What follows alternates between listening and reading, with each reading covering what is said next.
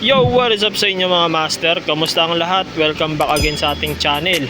At sa video na to, gagawa natin ng review itong motorsiklo na nasa harap natin, which is itong Winner X 150 mula sa Honda.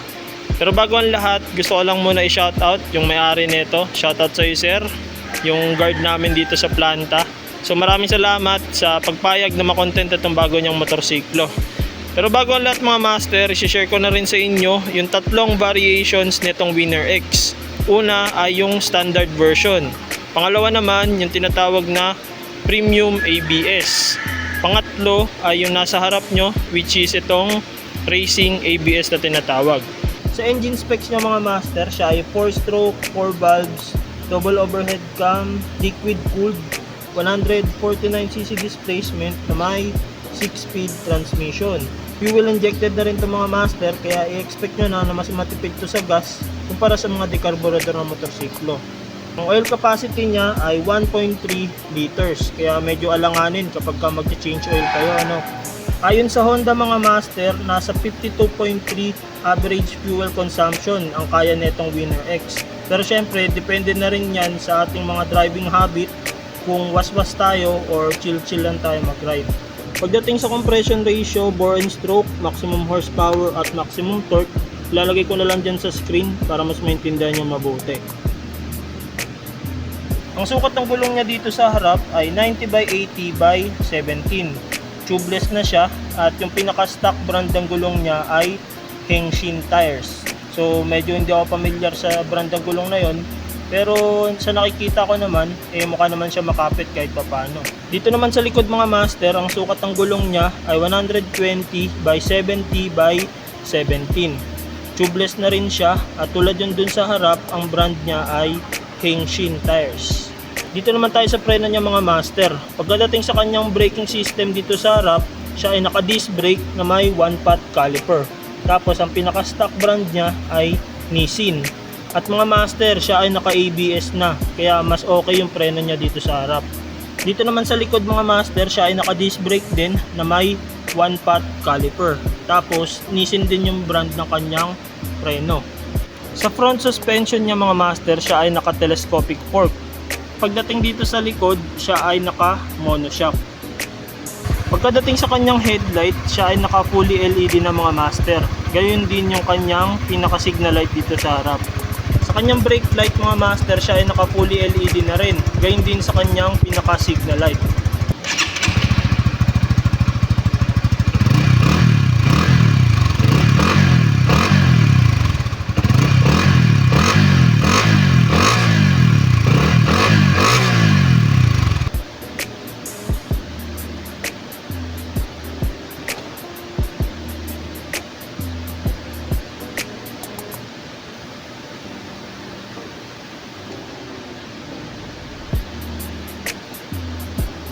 Sa kanyang fuel tank capacity mga master, siya ay may 4.5 liters.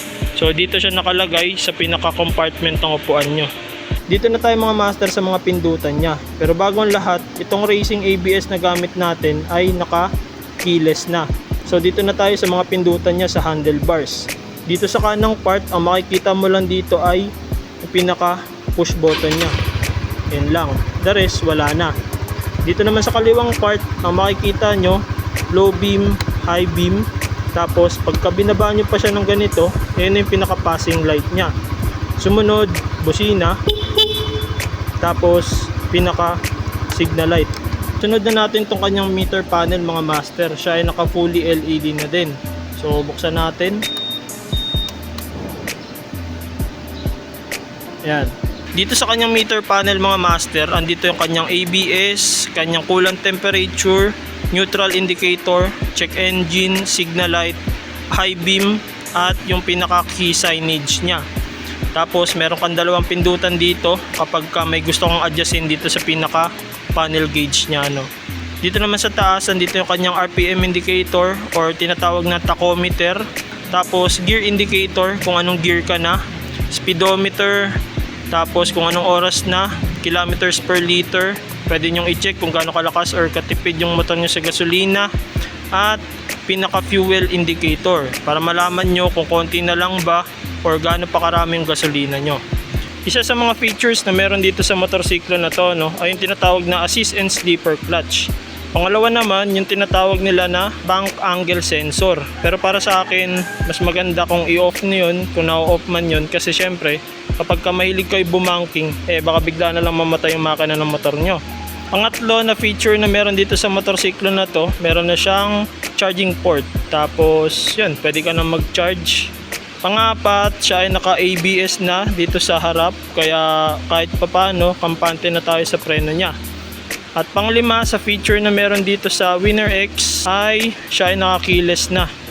So yun, nandito ulit tayo sa bypass para i-test drive itong Winner X. Tapos tulad ng dati, pag-uusapan natin kung ano nga ba yung masasabi ko dito sa motorsiklo na to.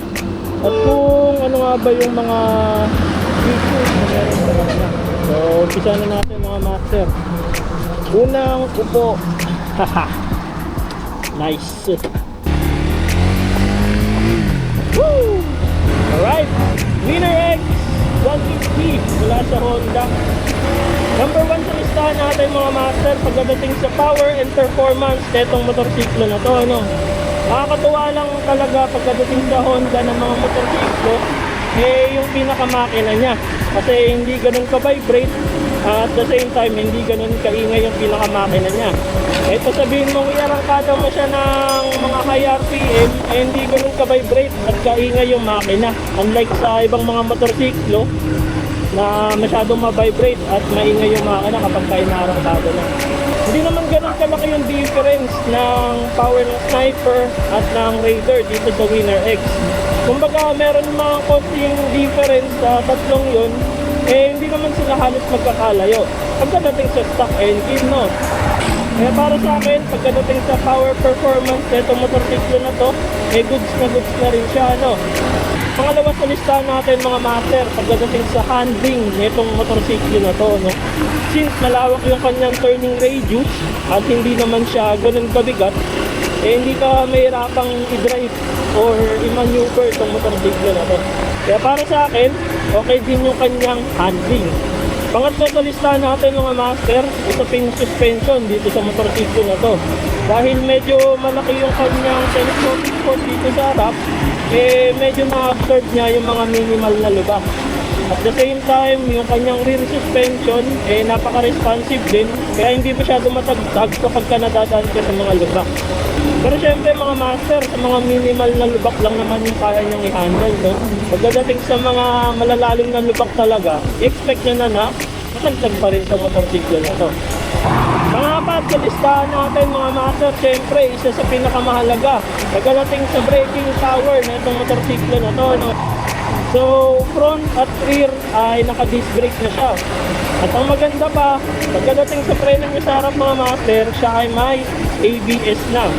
Kaya medyo panatag ako ng konti kahit pa paano, kasi nga merong ABS yung preno niya sa harap. Panglima naman sa listahan natin mga master, pagdating sa seating position nitong motorsiklo na to. So, tayo ay naka-upright position. Kaya hindi tayo basta-basta mangangalay if ever man na gamitin natin siya pang long ride.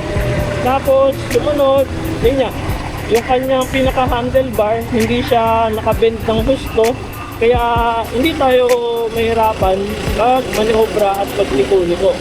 Tapos isa pa sa nagustuhan ko sa kanya, yung kanyang stock na upuan, hindi ganun katigas at hindi rin ganun kalambot.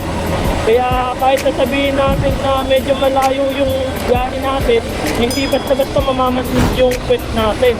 So yun lang mga master, sana nabigyan ko kayo ng malinaw na information regarding dito sa Honda Winner X 150. Maraming salamat sa salitang support. Maraming salamat sa panonood. Enjoy the ride, ride safe, peace yo! Alright! Woo!